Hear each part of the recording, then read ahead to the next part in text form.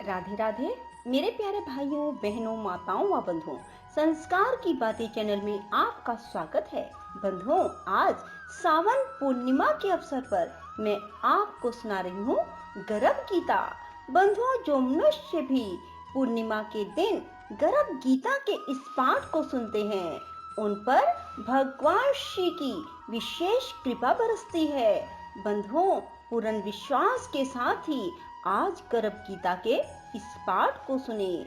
जो मनुष्य भी आज गर्भ गीता के इस पाठ को सुनेंगे उन पर भगवान की विशेष कृपा होगी और साथ ही उन्हें मां के गर्भ से जन्म नहीं लेना पड़ेगा। उनके जन्मों जन्मों के पापों का अंत होगा। बंधुओं, यदि आपने हमारे YouTube चैनल संस्कार की बातें अब तक सब्सक्राइब नहीं किया तो जरूर करें और बेल आइकन दबाना ना भूलें। बोलो कृष्ण भगवान की जय हो। भगवान श्री कृष्ण का वचन है कि जो प्राणी इस गर्भ गीता का विचार करता है, गर्भ गीता को सुनता है, वह फिर गर्भवास में नहीं आता। अर्जुन बोले, हे कृष्ण, यह प्राणी जो गर्भ योनि में आता है वह किस दोष के कारण आता है?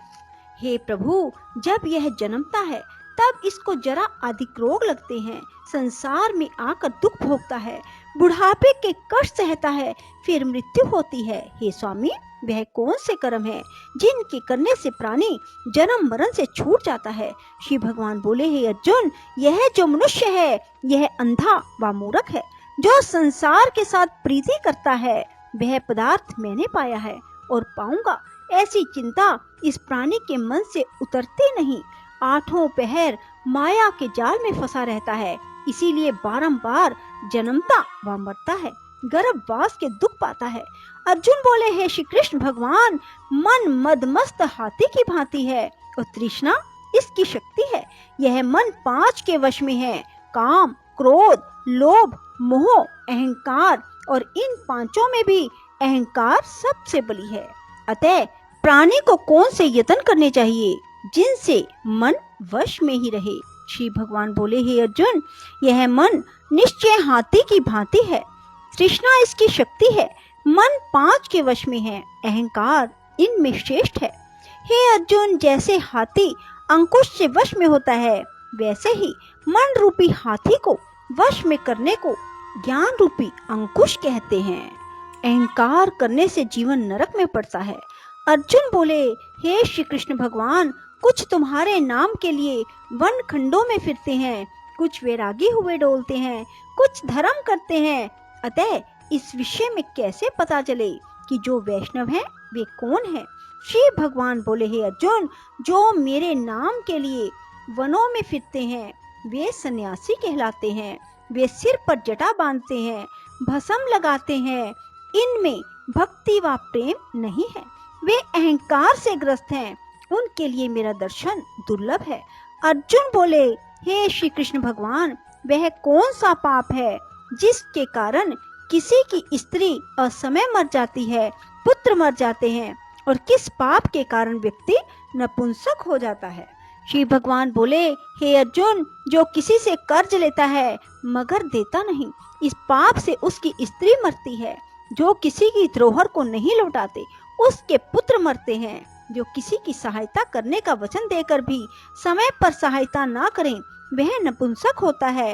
ये बड़े पाप हैं। अर्जुन बोले, हे कृपा निधान, किस पाप के कारण मनुष्य सदा रोगी रहता है? किस पाप के कारण गधे का जन्म पाता है?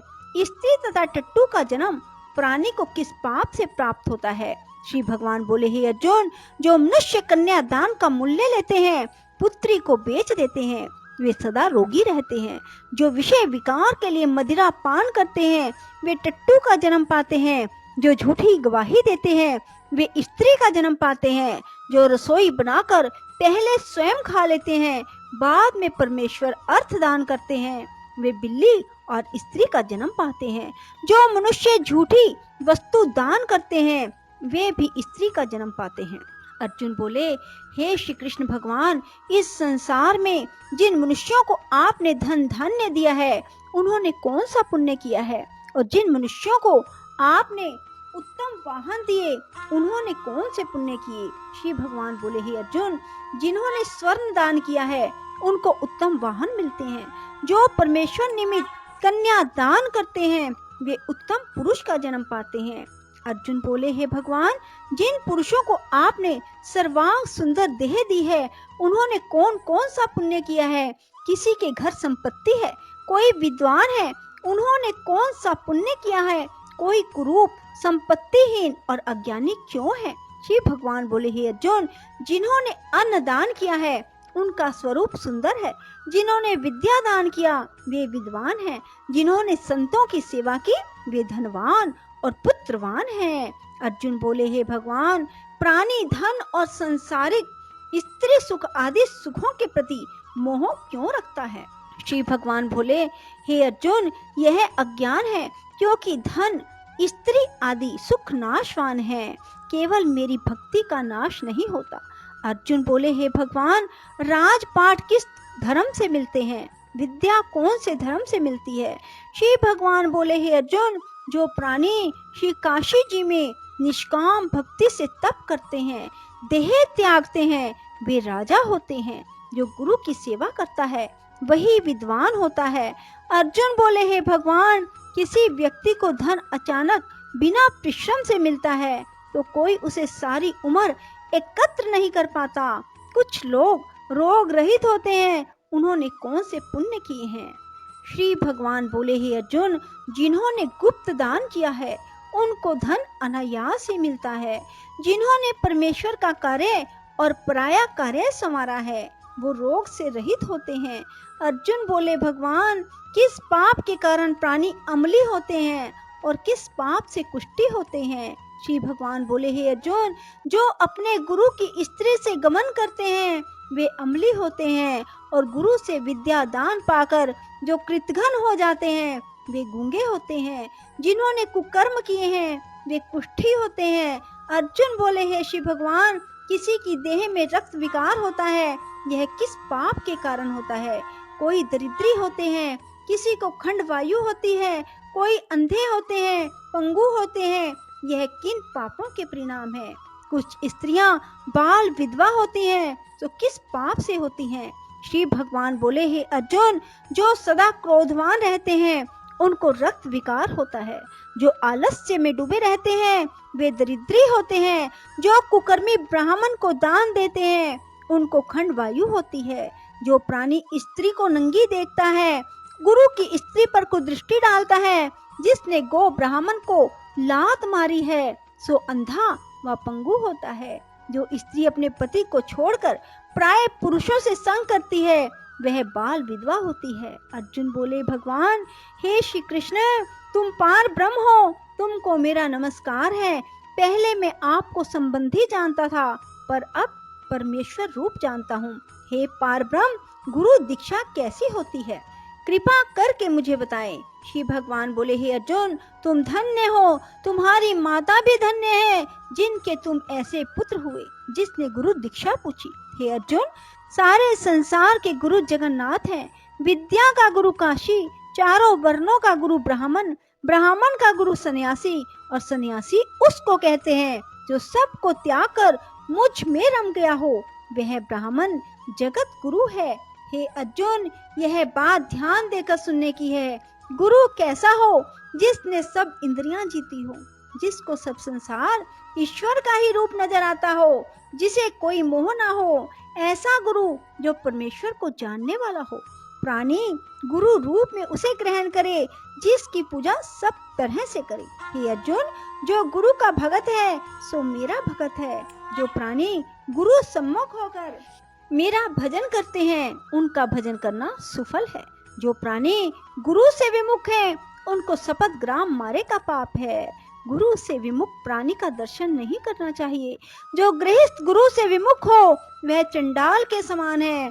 जिस जगह मदिरा का भांड हो उस स्थान का गंगा जल भी अपवित्र होता है। इसी तरह गुरु से मुख का भजन भी अपवित्र होता है। उसके हाथ का भोग देवता भी नहीं लेते। उसके सर्व कर्म निष्फल है। कुकर, सूकर, गर्दभ, काक, यह सब योनियों में से सर्प की बड़ी खोटी योनि है।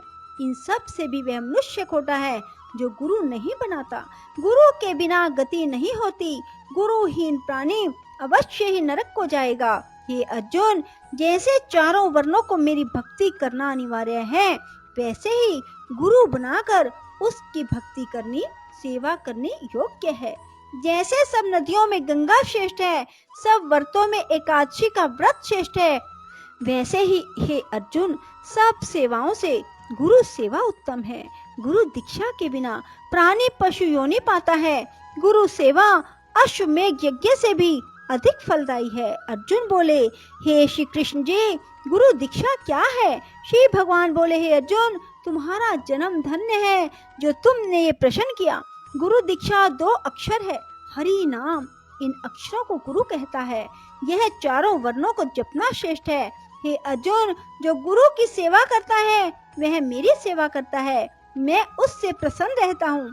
ऐसा मनुष्य 84 योनियों से छूट जाता है, जन्म मरण से रहित नरक नहीं भोगता। जो प्राणी गुरु की सेवा नहीं करता वह 3.5 करोड़ वर्ष तक नरक भोगता है। जो गुरु की सेवा करता है उसको कई अश्वमेध के पुण्य का फल मिलता है। हे अर्जुन, जो प्राणी हमारे तुम्हारे संवाद को पढ़ेंगे और सुनेंगे वे गर्भ के दुख से बचेंगे। उनकी 84 योनि अर्थात जन्म मरण का चक्कर कट जाएगा। इसी कारण इस पाठ का नाम श्री गर्भ गीता है। श्री कृष्ण भगवान के मुख से इसे अर्जुन ने सुना। गुरु दीक्षा लेना उत्तम कर्म है। उसका फल यह है कि नरक की 84 से जीव बचा रहता है और भगवान प्रसन्न रहते हैं। इति श्री गर्भ गीता। बोलो श्री कृष्ण भगवान की जय। राधे राधे। जय श्री कृष्णा। बंधुओं, यदि आपको हमारी वीडियो पसंद आए तो इसे लाइक करें और शेयर भी जरूर करें। धन्यवाद।